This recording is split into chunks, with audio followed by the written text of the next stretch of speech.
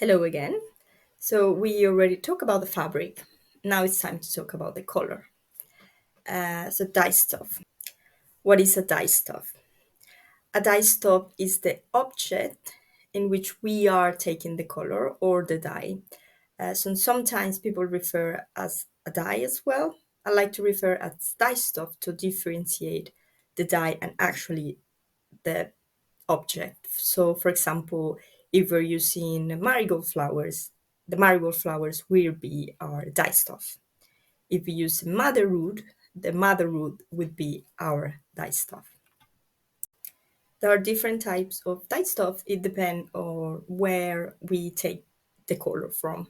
So it could be vegetable, fungi, mineral, or even animal, in the case of cochinilla. So why make something a dye stuff?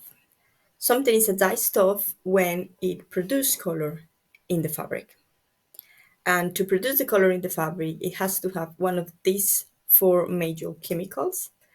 We have flavonoids that produce yellow, anthracenoids that produce red, indigenoids that produce blue, and tannins that will produce brown. For example, when you take a strawberry, the strawberry is red in color, but if you crush the strawberry and you try to apply this red to the fabric, you will realize that it will not going to give you the red color. And this is because inside the strawberry, there are not anthracenoids.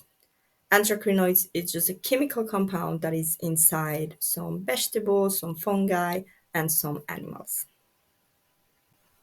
You will realize that when you start working with natural dyes, most of the time you're going to get a yellow or just like in a hue of yellow. And this is because most of the plants have flavonoids inside.